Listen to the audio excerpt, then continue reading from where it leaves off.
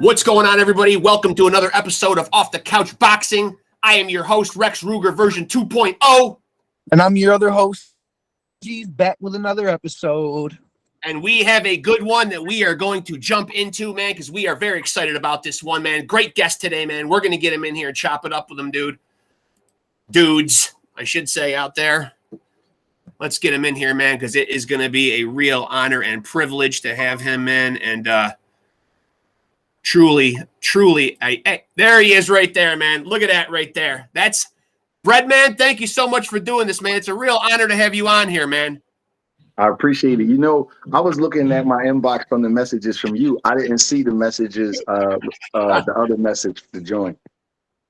You know what? Thank God technology is making everything so easy, right? Oh man. Oh man. So listen, first of all, man, for our audience that are more casuals that don't know, Stephen BREADMAN Edwards, first of all, you are becoming one of those trainers that's really getting a nice buzz around you. How did you come to this game? Because you're not somebody with a traditional background in boxing, i.e., like a fighter, or you didn't used to be deeply rooted in the fight game. How did you get into all this? Well, I messed around a little bit when I was younger, and then about 14 years ago, Julian Williams asked me to help him out because he was turning pro, and everything just took a life of his own since then. And when J-Rock, and first got a of all, lot to unpack with J-Rock. Got a lot to unpack. Yeah, we're about to unpack on J-Rock because me and Bengz watched that fight, and his last one I'm speaking about with Carlos Adames, and we're absolutely furious. As I know you were up on the ring apron and furious too. When a stoppage happens like that. And J-Rock, I feel like, was just about to unload after Adames was all done. He was actually going on the offensive when the fight was stopped. And as a coach yourself, how do you approach that? Do you have to just kind of chalk it up after the fight and say, on to the next one, or do you stew over it? We're human beings, so you just can't just get over everything like. As soon as something happens, that tough, it just doesn't get out of your system within 30 seconds. I'm not a robot, after Tom and, after a couple of weeks, you kind of just, you compartmentalize it, man, and you move forward. But it was definitely a slap in our face. I felt like that, he deserved better. I don't even know how the referee can justify what he did, but obviously he's going to try to justify it to make it seem like that he did it from an objective point of view. But I don't believe that was the case at all. So it's definitely frustrating. It's hard for me to even talk about because he put so much into that camp, and at the stage of his career that he's at now, everything is a fight by fight basis, and the kid just really worked hard. I was really hard on him after a few camps, and I was telling him that, he needed to work harder, he needed to do more. I needed to have access to him 24 hours a day. I needed to be able to call him for morning workouts, night workouts, and he gave me everything I wanted that camp, and I could take a loss, you know what I mean? In this game, you're gonna take some losses if you keep going.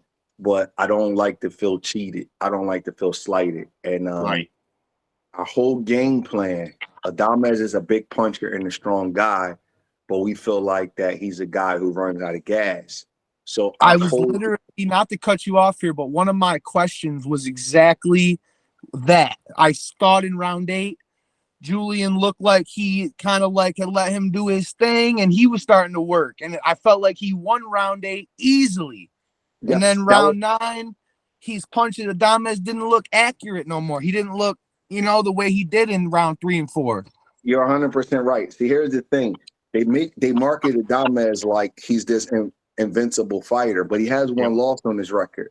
And his loss is to a guy named Patrick Textera, who just simply kept sticking to him, and then he ran out of gas down the stretch. He was with Top Rank. He lost his Top Rank contract because of that fight. The media can make you believe whatever they want. So they had this thing out to make him seem like he was this invincible guy who never lost, but that wasn't the case. He was with Top Rank earlier in his career. They got him a title shot against Patrick Teixeira, and he lost. And he got walked down, and he got beat up, and he got knocked down late. So, you know, what's more frustrating is this. The best chance that we had to win was to weather the early storm and take him into the later rounds. Yeah. And then when we get there, the referee takes that away from us. Right. So that's when y'all saw my frustration. That's why I was so frustrated, because you got a game plan. And I'm like, I got the older guy. I got a guy who might have to get into a little bit of trouble early in the fight. We may have to weather this storm to get this guy where we want him to go. And then we get him there and the guy stops the fight. Yeah, that is the part that's hard for me to swallow. And he did weather a hell of a storm, because round 4 was a particularly tough round for J-Rock. Obviously, that's where you almost could have made a case where, you know, if the referee's going to stop the fight, I mean, Jesus Christ, that was his best case right there to stop the fight. I mean, I'm going to tell you something, man, and I don't care who don't like it. That referee did not like the competitiveness of that fight. Yeah, for some reason, he took it upon himself. And sometimes, you know, these referees and these judges, then when they know who the A side of a fight is, they just kind of just start doing stuff on their own accord. Couldn't agree anymore. Here's the thing. Adames is marketed as this killer. Let's say he wins the fight, but let's say it goes to a decision. It's a tight decision or a split decision. Then the marketing of Adames, they got to change the approach, because the feeling going into that fight was he's going to knock Julian out in 2 or 3 rounds. And then when it don't happen that way, you got to rebrand him. You got to it's a whole lot that comes with that. So it felt like to me that the referee was trying to preserve the outcome, you know, instead of just letting the guys just figure it out on their own. Because I'm telling you, I can't prove it because they didn't let it go. Julian was in shape. Yes. And all of that stuff about him being scared of Adames, that's all bullshit. Julian's not scared of nothing, man. Yeah. He was going to take Adames's heart. He's not one thing about him, and I'm a hard critic on my guys. Julian don't lack no heart. I'm telling you, he was ready to go in deep waters with that guy, man. And it's frustrating because anybody can't train with me. He put so much into this camp. 6 o'clock in the morning, 12 o'clock in the afternoon, and then we doing night sessions. He was ready, you know. Well, correct me if I'm wrong, but I felt like a couple times in the early rounds, Adames would get a couple punches in, nice body shot, and then J-Rock would throw his gloves here and bounce back to the ropes and almost let him get off a couple more of those bunnies. Like throw a couple more of those. Tire yourself out. I'm not gonna lie. Julian was doing that shit on his own. Yeah, I don't teach no guys to take no extra punches. He just simply said the guy don't punch as hard as everybody acts like he does. Right. And that's probably a testament to what you were saying, part of the game plan, though. Let this guy, fire off some shots early on. He won't still be doing this come 9, 10, 11. He just say he's like, Steve, he can punch, but it's not like nothing I never felt. You know, Julian's been in camp with Triple G before. You know what I mean? So he's like, he's a good puncher, but it's not the way that they make it seem to be. Like as soon as he touches you, you black out. He honestly said the guy's a little heavy-handed, and that's it. There's nothing spectacular about his power. Yeah, and I'm glad you're curiosity. No, I got another curiosity about that fight though. I just watched it back recently, because you watch a fight live and you catch things, but you watch it back 2 or 3 times, you really start to pick up on things. I felt like a couple of the body blows that Adames threw seemed low. Did Julian ever mention that? I teach my guys never complain. Right. Never complain. We're not gonna do no complaining. It's funny you said that, because I'm gonna tell you a backstory. I told the referee that the guy was hitting him low. Yeah. The referee didn't agree with me. So I said, cool, no problem. Julian, whatever he do to you, you do back to him. We're not going to just be no victim. We're not going to just sit here and just let you get hit in the balls all night long and the referee don't do nothing. Right. The referee got upset with me and came back to the corner and said, stop instructing him to throw low blows. So I'm sitting there like, why don't you stop the guy from throwing low blows? Yeah, this is your job. Right. This is your job. It's funny, if you look, you said you looked at the fight. If you look at the round where he called the stoppage, he landed like 4 low blows before the stoppage even happened. Yeah. Listen, that referee needs to be suspended. I'm just telling you. he could not sit down with me in front of a commission and watch that fight and tell me that those blows wasn't low. Yeah, I agree. So he got mad at me. I could have counted a dozen of them at least. At least. He got mad at me for telling my guy to hit back low, but he didn't stop the guy that was doing the low blowing. Right, it's amazing if you guys can hear some of the interaction between me and the referee throughout the night. Because I wasn't gonna keep saying to him over and over again, like, yo, man, tell him to pick up the blows, tell him to pick up the blow. Because once you get hit in the nuts, any warning that you get, it doesn't matter. It doesn't take the pain away. Right, so, right. You know, right. Listen, you know, I teach my guys an eye for an eye. If the referee not going to do something about it, you got to do something about it. But we're not going to complain. We're not going to go down on the ground. I don't believe in all of that kind of stuff, because once a fighter sees a blow have that kind of effect on you, even if it's a low blow, in his mind, he's going to think that he's getting to you. So that's why you never see Julian never complain. He was he's never complained over a low blow. But he did hit him low back because the guy was hitting him low. And I knew Adames was a dirty fighter because I seen him in the gym. Yeah. But I don't mind a dirty fighter. Yeah, honestly, I don't mind the dirty fighter. People can say what they want about you getting upset at the end of the fight, but all you're saying right now is a culmination of all the reasons why you said what you said. Yeah. Because man, listen, I don't care what people say. It was all those things. Yeah, I don't care what people say. You know what I'm saying? I'm the one that's in there. I'm the one that's working. Yeah. I've worked over 70 professional fights in my life as the head trainer. I've never got like that before. And I got like that for a good reason. That referee was out of line. It's just great to hear the insight from you, and you know what I'm saying, to really let people know that you didn't get that way just to be that way. It was a reason. And it's refreshing to hear. It's refreshing to hear that you know that you're a guy that's that's seeing it with fresh eyes, and you haven't been dragged through the dirty end of the political side of boxing. You know what I mean? Because I do think there's people that need to speak out about this kind of stuff, and maybe there should be a little more scrutiny with referees and judges. I mean, how are we training these guys? You know, what criteria do they have to fit? What are we just throwing anybody in there just to do this job? I mean, it's laughable sometimes. That's the same referee that had Manny Pacquiao versus Jeff Horn. Yep. And if I would have knew that, I wouldn't have I would have tried to, get him to not, because he screwed that fight up, man. Yep. He let a lot of dirty shit go there too. My dad had argued that fight many times. And as you know, we have argued that fight. Duo. We watched that fight live. Yeah. I thought Manny won that fight. I had Jeff dirty. I thought Jeff was dirty. I thought Manny won the fight pretty. I thought Manny won the fight pretty clear. But whoever you thought won the fight, the referee let too much go, and the fight got way too dirty. Yeah, and he did it again in our fight. You know what I mean? He let too much go, and I'm cool with him letting it go, but don't let it go and then stop it as soon as the guy gets another advantage. If you're gonna let it go on both sides, and let's see who the tougher guy is. Right. And before we move on and talk about anything else, though, and I know that you're not in the promoting or the managerial aspect of Julian's career, but at 34 years old, what is his mindset? Does he have any idea where he goes from here? Do you have any idea where you'd like to see him go from here? Well, I am his advisor. I am in the managerial aspect of his career. Okay, fair enough. It's funny because Julian doesn't have to fight. He just chooses to fight. Right. If he was to walk away from the game tomorrow, I would be happy, to be honest.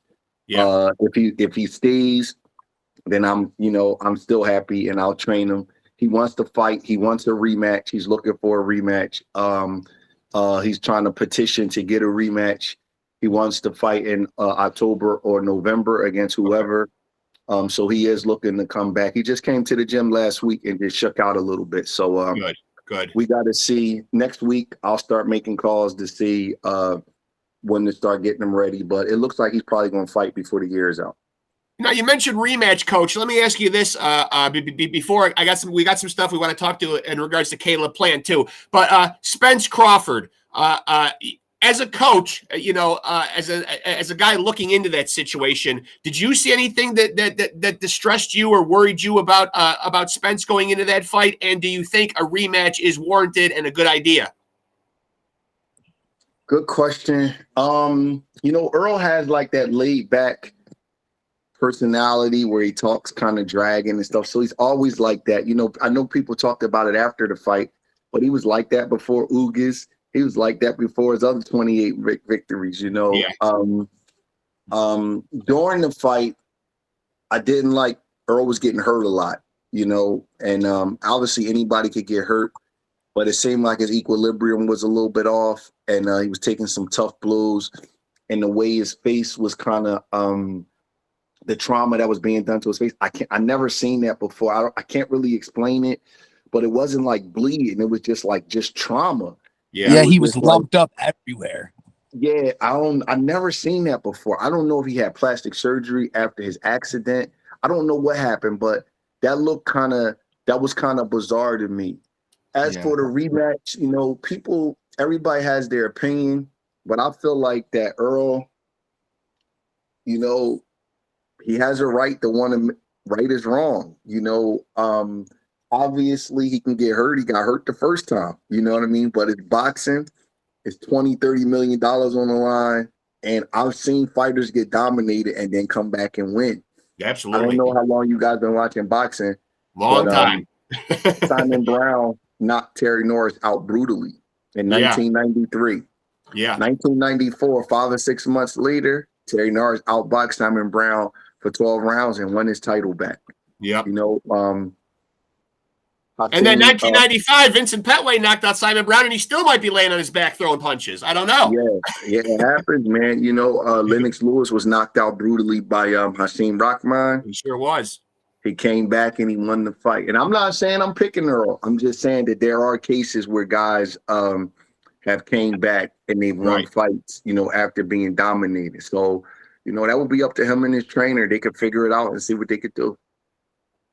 And so moving on to another guy in your stable who's been drawing a lot of attention lately is Caleb Plant. And I say drawing a lot of attention because when you're on all the boxing websites, obviously there was no way to not see Jermall Charlo grabbing his beard, them having a little dust up, a slap across the face ensued. So where are we with that? You know, do you think that Caleb Plant is that where he goes next? Is this something personal that it seems like it's going to go in this direction? Huh? Caleb got that dog in him. He does. He does. I love him.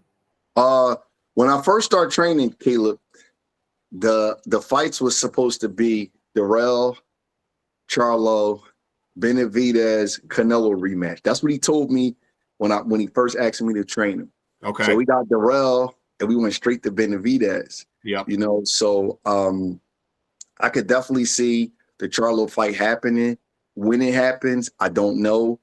I think that Caleb is going to fight around December, maybe January, and I don't think it's going to be Charlo. I don't know if Charlo will be ready. Yeah. So he'll be probably fighting sort of a showcase fight, and then another big fight in the spring or summer. So I got to ask you, Coach, though, because David Benavidez is another guy who I'm very fascinated with. As a coach, how do you prepare Caleb Plant or any fighter that would be going against a guy who just seems to put out so much offense? Now, Caleb Plant is a great tactician in there, great boxer. Not going to take anything away from him there at all. He is the right guy stylistically, probably who could counter that, that what Benavidez brings to the table. But how did you prepare for that? You know, Benavidez is just a whirlwind of punches constantly. You got to be mentally strong to deal with that. It's almost like somebody putting a pillow over your face. And the worst thing in the world is to be suffocated. You know, as little kids, you're and your cousins, you're playing around, they put the pillow over your face. Everybody goes crazy. That's how it feels like when you fight in Benavidez. So the technical part, that stuff's all fine and well, but you got to have mental strength. Yeah. So you're torturing him mentally, you're torturing him physically, because you have to be able to withstand that rush once Benavidez gets going. I was very, very proud of Caleb that night. You know, that's a loss that I can take. You know, I thought, I'm a very honest guy with my fighters. I thought Caleb won 5 or 6 rounds. I thought Benavidez won 6 or 7, depending on, there was a swing round in the 7th round and the swing round in the 12th round where it could have went back and forth. But I could respect that. I have no problem with Benavidez winning. I'm very happy with my guy. He fought his ass off. He didn't allow himself to get stopped. He weathered that storm. He bit down in the 12th round. He started, letting him go. He earned Benavidez's respect. That was that I remember bringing up after talking about that fight, like just the toughness of Caleb and just the way he was able to weather that storm and you know what I'm saying? Like, he's just a guy that's been through so much adversity anyway and dealt with so much that he's got that mental strength. Like he's that guy for that. Yeah. He's a good kid. We talked about it in camp.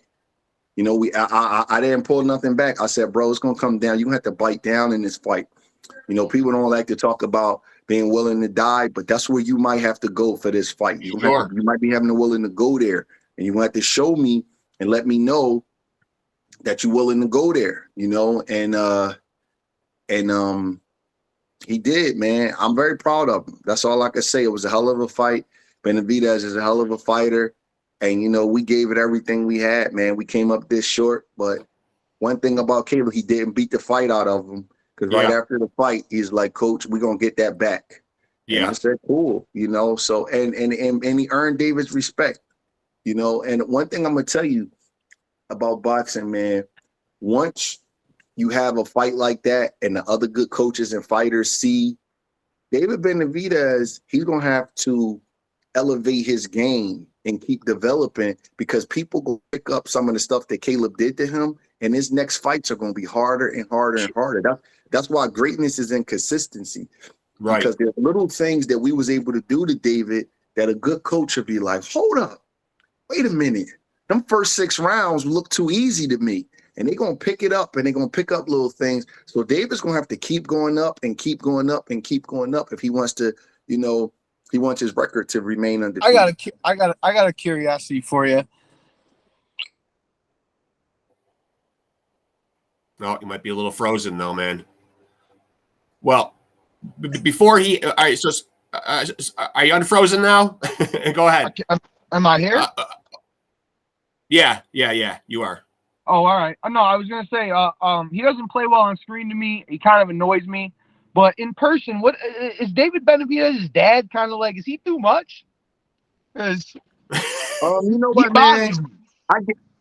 I get along with everybody. I think he was doing some stuff to sell the fight, but behind the scenes, he came up to me and shook my hand and told me it wasn't nothing personal. Yeah, so I don't get into that, so man. At least he's not that kind of guy. I keep my stuff like I just don't get too indulged in that kind of stuff. Like, I stay to myself, and I don't play around. I don't get too high. I don't get too low. I don't do anything to like bring me out of character. So I don't really worry about that kind of stuff. But me and Jose are cool, and behind the scenes, he was cool. He was all right. When you bring up coaches, though, are there coaches that you've kind of like molded your style after, or that you emulate, or that you admire? As a fan of their work. Yeah, I really liked Emmanuel Stewart. I got to meet him before he died. Rest in peace. Yeah, the greatest. Goats. I really like Virgil Hunter. Yeah. And I'm cool with a lot of coaches, man. I'm cool with Kevin Cunningham. I'm cool with Derek James. I'm cool with Bo Mack. Crawford's coaches. I'm cool. I get along with everybody, man. Very rarely do I have like an issue with a coach. I got a pretty good relationship with most coaches. Yeah. Now, you made a pretty big splash with Caleb Plant, though, right? If I'm not mistaken, and correct me if I'm wrong about this, though, but was your first fight with him, was it Anthony Durrell? Yes. At 2022, I was knockout of the year. Yes. Yeah. That's a good way to jump. That's a good way to jump into the game.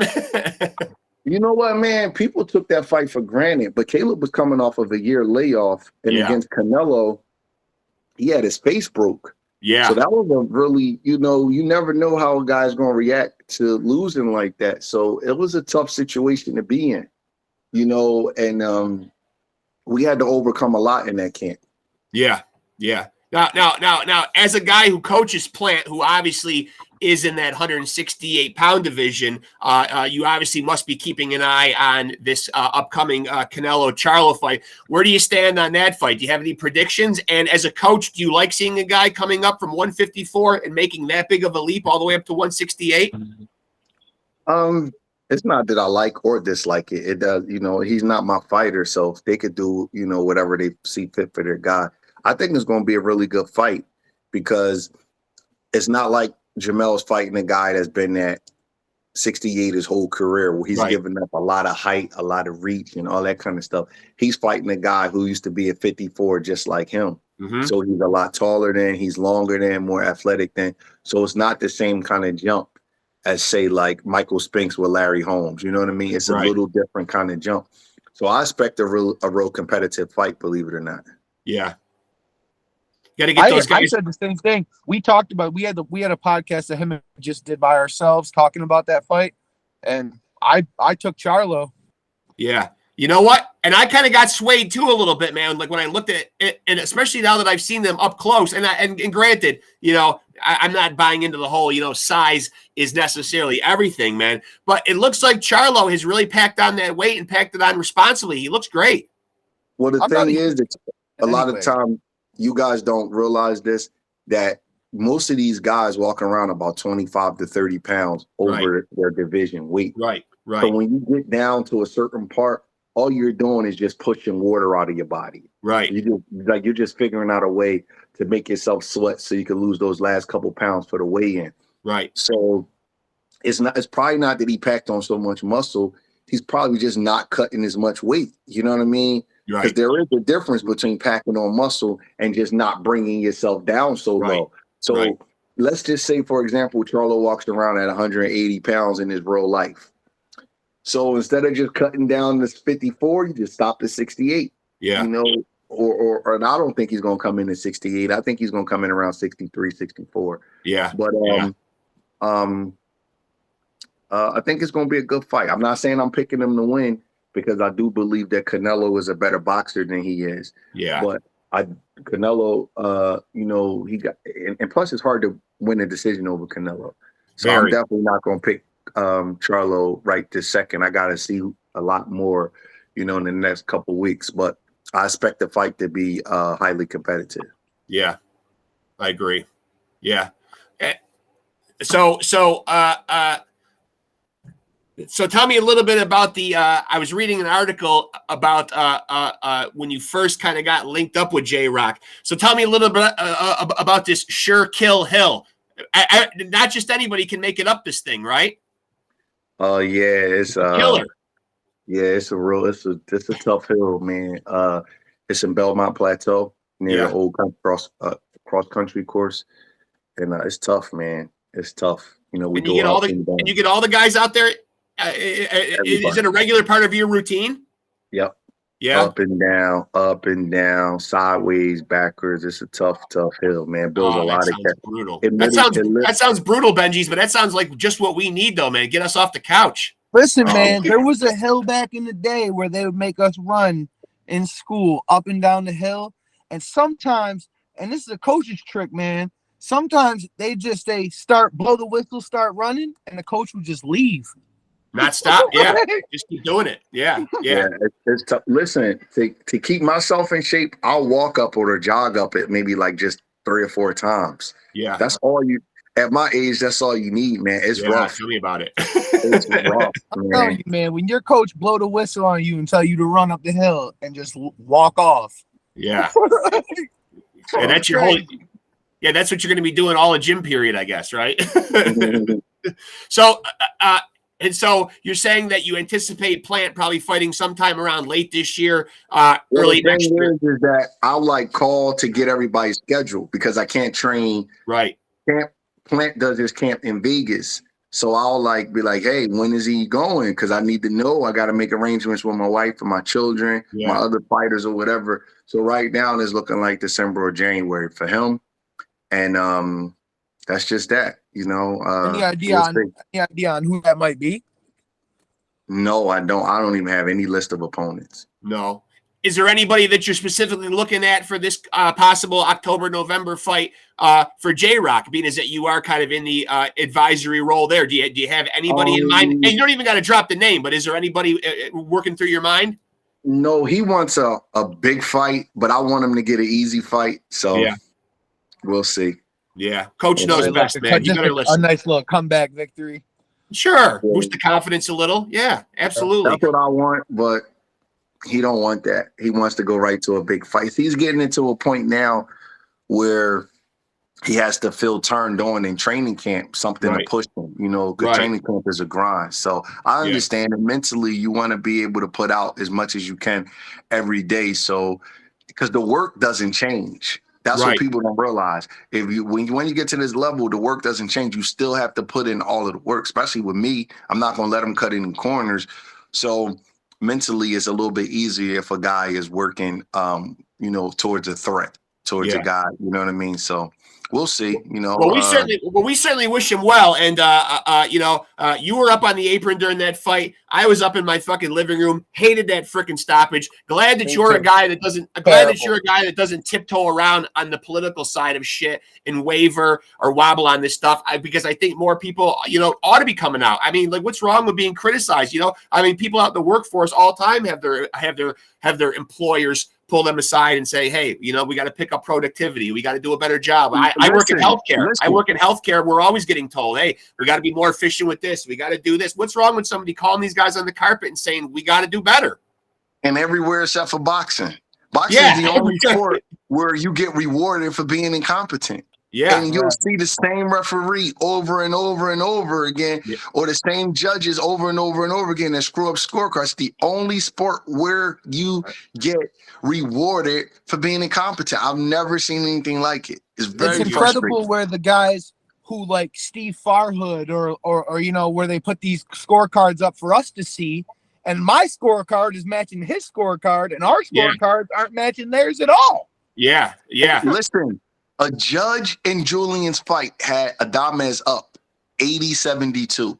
Crazy. Yeah. Absolutely criminal. That judge lives in Vegas, but does not have a Nevada, from what I was told, does not have a Nevada license. Yeah. That's crazy. So he came to Minnesota to do a scorecard. I have no idea how that even happens. 80-72. That's what his scorecard was. That's absolutely unbelievable. And you're right. It is a shame because I'm sure that Julian, to speak to your previous point, to get motivated in camp, he is 34 years old. I'm sure he probably feels that maybe Father Time is working against him a little bit as well. And when you get screwed like that, man, against a guy that can really, skyrocket your career, again, when you beat a guy like Carlos Adames, you're right back up there. You're getting talked about on the websites. You're getting mentioned in the magazines. You're right back to being relevant again. And the thing that infuriated me the most was that, and I watched it again this morning in anticipation of our conversation, Adames had already unloaded all his shit, and Julian had taken it, and he was just about to come back with a fucking straight right, and the guy jumps in and stops it. As a referee, if you can see that, the referee can see it, right? Absolutely. So these referees, right, there was a pattern to that fight. Julian would box, Adames would open up, he would get some stuff going because he landed some nice shots on Julian, and then he would need a rest and he would need to recover. Yeah. And right around the time that he would need to recover, we would step on it. Yeah. And there was a pattern. It would go like that round after round. Adames would open up with big shots, and then while he's recovering, we would get our stuff going. I'm telling you, that referee did not like late I noticed that he was. I feel like late I noticed too that he was like staying square, like Adames after he was tired, he was staying square, and then Julian was in there working. So it was easier. Julian was landing some nice little short, crisp punches that was wearing him out, man. Yeah, yeah, and it does suck because speaking of what you said earlier, man, you do lay out this game plan, and then on top of it, J-Rock actually executes it. He weathers that storm in round 4. He's all the way there is still in round 9. And this is when you got that tipping point, as Benji's mentioned earlier. That round 8 was a nice tipping point right there. I thought, okay, you know, here's where J-Rock is going to take this fight over now. You know, I mean, he's been here before, and you know, you know, Adames looks like he's expended everything he's got, and you know, this is the time for the fight to turn. I hate seeing that, man. It's such a detriment to the sport that we love so much. It really is. I hope they find a way to fix this. I don't know what the solution is. I don't know. Maybe better I don't know. Like, I mean, how do these guys end up in these jobs? I'll give you one solution. I'll give you a simple solution. Have a review board. Review the performances of judges and referees. Yeah. And when they don't meet the requirements, they don't keep getting work. Right. You got to clip a person, take their living away. They don't work for free. They get paid to work. Right. It's simple. Right. It's simple. Yeah. Guy doesn't want to keep going around losing his job. But if you keep rewarding them with work, then they're going to think, you know what? We did the right thing, and they're going to keep doing it. You're reinforcing Take the jobs away. Yeah. Stop giving these guys assignment after assignment after assignment after assignment after they screw up. Yeah. Yeah. You know, you send a message by just taking their job. Remember when there was some judges that had a bad scorecards in the Paul Williams Landy Lara fight in Atlantic City about 12, 13 years ago. None of those judges ever judged again. Yeah. It was over. They should be. Yeah. Yes, that's what you got to do. And by the way, as a side note, I'm glad you brought up Paul Williams, because I believe, Benji's, you were asking me about him not that long ago. And unbeknownst to me, I had no idea he was in a motorcycle accident and was paralyzed. Yeah, he had signed to fight Canelo and got into a motorcycle accident. He's paralyzed. Yep. I can't believe that, man. Well, you know, certainly our thoughts go out to him, man. I just watched the short documentary about him the other day on YouTube. He was one of my favorite fighters when I was a kid. I love him. Loved him. I don't know I don't know what rock I've been living under. Why the hell I didn't know that? But I mean, or maybe I did know and I forgot. You know how it is, Coach, when you get older, man. It seems like you're forgetting something new every day. Oh man, you have no idea, man. Listen, man, we really appreciate you coming on here, Coach. It's really been a pleasure chopping it up with you and getting your insights on these things. Certainly wish you all the best with the upcoming fights. You know, certainly please give J-Rock our best, man. We're supporters, man. You know what? You were angry about that fight, man. I might have been in my living room freaking angrier. I don't know. I was pretty pissed. You know what, man? We were up texting each other at 12:30 in the morning, like, what the fuck was that? What the fuck? Yeah, yeah. Me and Julian got a real good hardcore following in Philly. I appreciate that. Every time I go somewhere, people know our story and they show me love, man. Yeah. As you can see, I got on the Eagle shirt. I'm getting ready for the game. Yeah. Hey, man, we're all state New Yorkers, so we're all in that Northeast family. You know what I'm saying? We're all one in the same. Yeah. Yeah, we're in upstate New York. I can't say that I'm an Eagles fan as a lifelong New York Giants fan. You know what I mean? I should be looking at you with a little bit more of a dagger stare because, you know what I mean, you are a conference rival or whatever, man. But you know what, man? You know, well, upstate New York is Buffalo, right? That's not the Giants. Right, that's true. That's true. Really, our only New York team really is Buffalo. Our true New York team. I actually like Buffalo myself. Yeah, Buffalo's good, man. Buffalo's good. Well, then that means you must have some bad nightmares about that Deshaun Jackson punt return many years ago. Oh God, do I ever? You got to be kidding me! Yeah, that's gonna live in the back. That's gonna live in the back of my memory. But the good news is that we're only about 15 minutes away from the Hall of Fame. Boxing Hall of Fame's right down the road. Okay, I got to visit, man. I still haven't visited yet. Yeah, we're very close. Yeah, we're very close. Pull up and run into us. We'd be out there. Every day. Absolutely.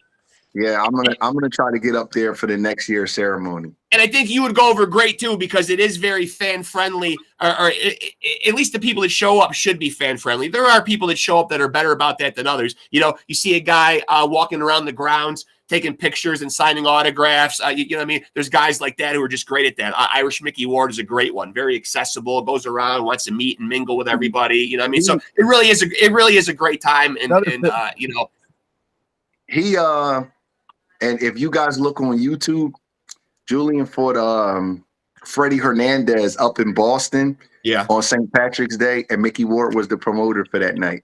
Oh, that's great. It was on Fox Sports 1. He was real cool, man. We wore green and white that night and gave him a show. It was real cool. It was awesome. Yeah. He's an awesome guy. We actually just did an episode. Sometimes when we don't have guests, we'll just showcase certain fighters or fights. And we literally just had an episode about the Gaddy Ward trilogy. You believe that? Their last fight was 2003. 20 years since those guys ended that trilogy. Amazing. Man, I remember each fight like it was yesterday. Me Each too. fight. Me too. And the funny thing is that they beat the shit out of each other for 30 rounds for nothing. No belts, no accolades, no, like no rankings, no potential title shots, just for our entertainment, man. You know what, though? Rest in People peace, don't Gaddy. realize this. Yeah. Gotti got a title after that, though. He beat Leonard Duran after Yeah, that he for did. the title and won Yeah. the title at 140. So, Love that guy. that was cool. Love that guy. Rest in peace to one of the true blood and guts warriors. Both of those guys, man. But yeah, it's been a pleasure having you on, sir, man.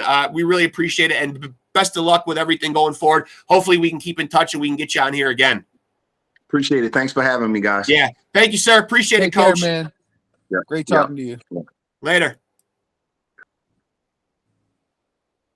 There he goes, folks. That's a man with some insight right there, man. Hopefully the fans will appreciate just how knowledgeable and schooled to the game that that the great BREADMAN is, and he's not a guy like how he mentioned Virgil Hunter and great Manny Stewart. You know what I mean? He's a guy that came in just completely bare bones. Hey, I'm going to jump in and become a boxing coach, and did it, and is doing it and doing it well. Yeah. Pretty damn good at it. In the great words of LL Cool J, doing it and doing it and doing it well. Mm-hmm. He is, man. Hats off to him. A great guest, and I knew he'd just have tons of great insights, man. And certainly a coach that's getting a lot of buzz around him. A true student of the game. That guy. Yeah, certainly. Oh yeah, Jesus Christ. I could have sat there. I could have sat there and talked to him about boxing, the three of us, for 3 hours.